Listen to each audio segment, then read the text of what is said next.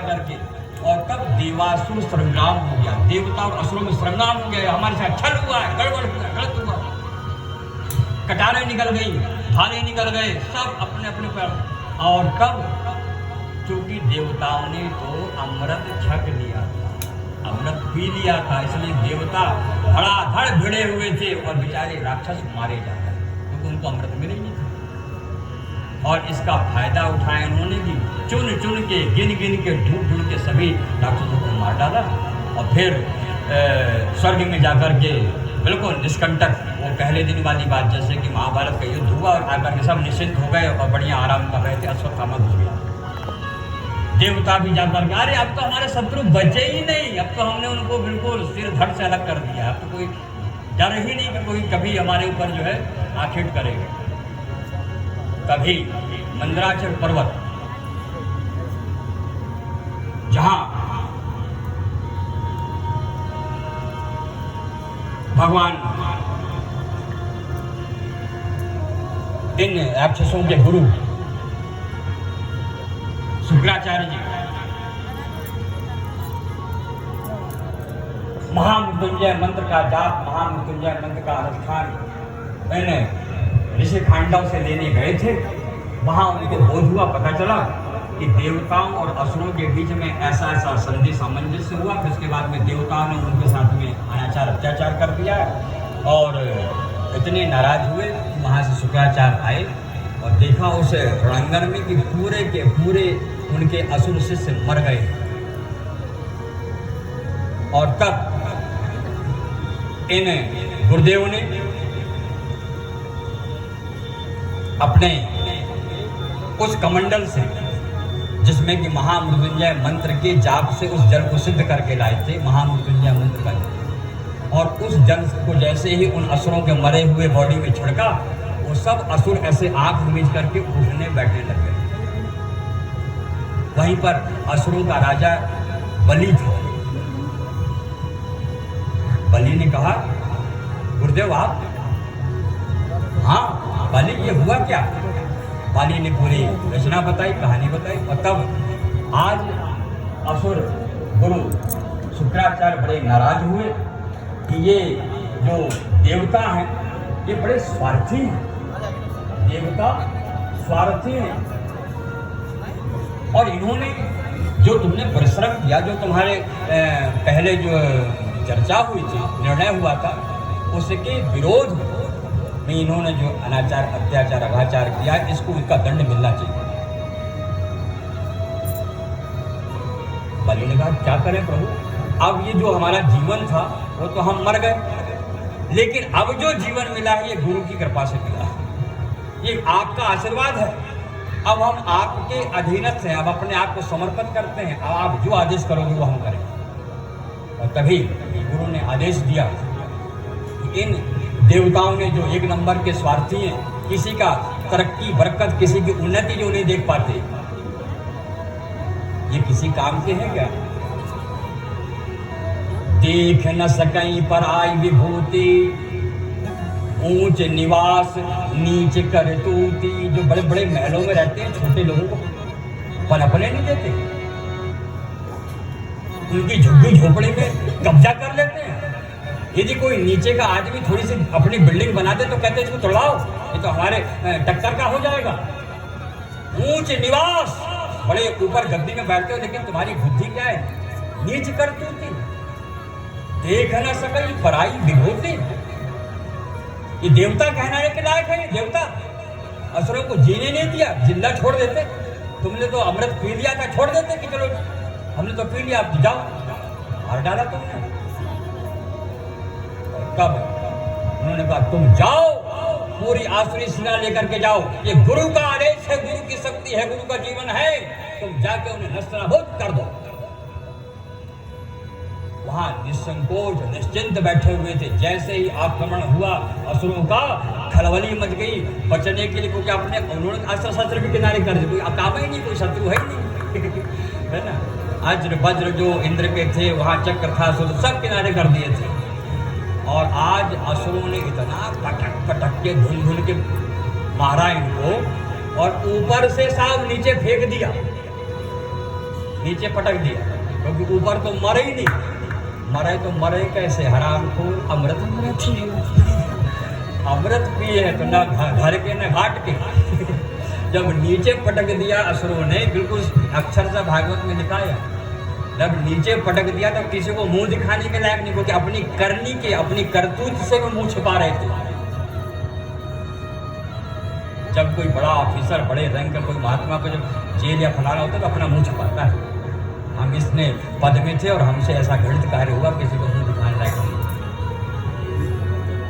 और तब कुछ दिनों बाद शुक्राचार्य फिर ऊपर गए, स्वर्ग में गए, देखा उन्हें देवता असुरों का कैसा चल रहा है भाई। अरे बढ़िया गुरुदेव, आपका आशीर्वाद, जहाँ गुरु जी हो वहाँ पे चेला तो फिर पहलवान हो जाता है ना। और आज गुरु जी ने कहा कि देखो राजा बलि, ये जो गद्दी में बैठे हो ना, ये इंद्र की गद्दी में, कोई भी पद के लिए एक योग्यता क्वालिफिकेशन होती, अहर्ता होती है। तुम्हें यदि वकील बनना हो तो LLB करो, MLD करो, डॉक्टर बनना हो तो MBBS करो, फलाना करो, टीचर बनना हो तो आजकल नेट फेस करो, फलाना करो। ऐसे ही इस इंद्र की गद्दी में जो बैठता है, जो 100 अश्वमेध यज्ञ निर्विघ्न करता है, वो इंद्र की गद्दी का संचालक होता है। तुमने तो अभी कब्जा किया है, एडहॉक बेस पर हो, परमानेंट नहीं हो, क्या करें प्रभु। और तभी आज गुरुदेव ने उन्हें जानकारी दी कि एक काम करो, 100 अश्वमेध कर डाल, 100 अश्वमेध करने का हम ऊपर हवन करेंगे क्या आकाश में। जो भी मैंने पहले दिन बताया कि नारद जी क्यों इस पृथ्वी में घूमने आए थे स्वर्ग से, क्योंकि इस पृथ्वी में ही सप्त लोक है, सप्त पुरियां हैं, सप्त नदियां हैं, चारों तरफ सब कुछ यहाँ पर है, खड ऋतुएं हैं। और तब कहा, अच्छा अब आप कल्पना करो, आज बड़ा सौभाग्य का दिन है तुम्हारा, हम जबलपुर वासी, नर्मदा वासी हैं। ये जो वेद व्यास ने लाखों वर्ष पूर्व भागवत लिखी, तो जब भागवत लिख रहे थे और शुक्राचार्य जी ऊपर बता रहे थे, तो हो सकता था लिख देते कि जाके बद्रिका वन में, वहाँ जो उत्तराखंड में, वहाँ पे जाके हवन करो, सबसे शुद्ध है, वहाँ नारायण रहते हैं। लेकिन पंडित जी देखना, आज यहाँ पर श्रीमद् भागवत के 7वें स्कंद के 22वें अध्याय के और 21वें श्लोक में भाई वेद व्यास ने तब लिखा, शुक्राचार्य ने जब कहा, क्या कहा कि तम नर्मदायाम उत्तर तटे ऋग्वलैर्यज्ञा भृगुकंच संग के। राजा बलि, तुम नर्मदा के उत्तर तट पे जाओ, हम तुम जो है ना उत्तर तट में है और बरगी वाला भाग जो है दक्षिण तट चला। नर्मदा के उत्तर तट में जाओ और भृगुकंच संगत नामक जो कुंड है, जो भेड़ा घाट के पास में कुंड है, हमारी उमा घाट से लेकर के भेड़ा घाट का क्षेत्र जो है भृगुकंच क्षेत्र कहलाता है। और वहाँ पर जाकर के ब्रह्मर्षिणाम तपा साक्षान मणि त्वायर्थ बपुर्दरा, और वहाँ पे जाके यज्ञ करना। तब राजा बलि इसी नर्मदा के तट पर आकर के अश्वमेध यज्ञ चालू किया। जैसे ही 90 यज्ञ हो गए, 92, 95, 96, तब जो असुरों की माँ है, एक देवताओं की माँ है, अब मैं पूछूंगा तो सब सिट्टी पिट्टी को हो जाएगी, देखो मुस्कान लग गई है। देवताओं की माँ का क्या नाम था?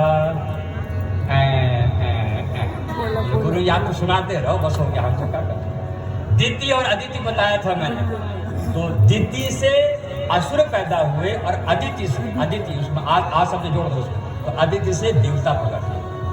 आज अदिति माँ बड़ी परेशान थी और आज अपने पतिदेव रखने की व्यवस्था कराना पड़ता है। आज अदिति माँ ने कश्यप ऋषि से कहा कि कुछ भी है अपनी करनी का फल भुगत रहे हैं लोग, और आप कुछ करते क्यों नहीं? मैंने पहले कहा ना, यदि किसी समझदार व्यक्ति से, किसी विशिष्ट व्यक्ति से कोई गलती हो भी जाए, है ना, विधिवश सुजन कुसंगत पर ही विधिवश, और फनी मनि गण सम निधि गुण अनुसार ही इन देवताओं से धोखे से गलती हो गई। और ये देवता जो है श्रेष्ठ हैं, व्यक्तित्ववान हैं, और यदि असुर उस गद्दी में बैठ जाएंगे तो पूरी दुनिया का चरपट कर डालेंगे। तो आप इनको बचाने के लिए कोई यत्न तो करो कि देवताओं को देवताओं का पद मिल जाए और असुरों को उनका पद मिल जाए। और तब यहाँ भगवान कश्यप ऋषि जी ने आज माँ को एक उपाय बताया कि देवी जी एक काम करो, फाल्गुनश्यामल एकक्षे द्वादशाहम पयोव्रतः। आप जब फाल्गुन मास अभी आने वाला है, फाल्गुन मास में शुक्ल पक्ष में इन 15 दिन और फिर पूरा वर्ष भर, तो प्रथम पक्ष में जो कपिला गाय है, बछड़े वाली गाय, उसका दूध पान करके संतान गोपाल सहस्त्र नाम और श्रीमद् भागवत का 10वें स्कंद का पारायण करो, आपको इसका हल मिल जाएगा। और जैसे ही माँ ने यह व्रत का पारायण किया और तभी कुछ दिनों बाद माँ के यहाँ तम बटुम वामनम दृष्ट्वा मोदमानाम हर्षयः कर्माणि कारयामाशु पुरस्कृत्य प्रतापमान।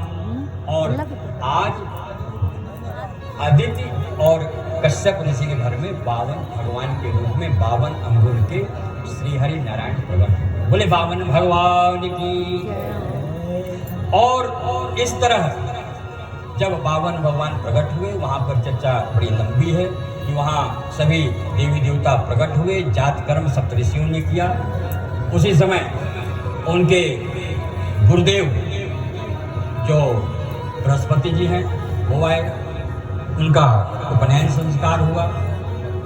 उपनयन संस्कार के पश्चात जो उस बच्चे को भिक्षा में प्राप्त होता है वो गुरु को समर्पित करना पड़ता। जैसे ही आज 52 अंगुल के थे, इन्होंने इनको गुरुदेव को भेंट देनी चाहिए, तो गुरु ने ये तो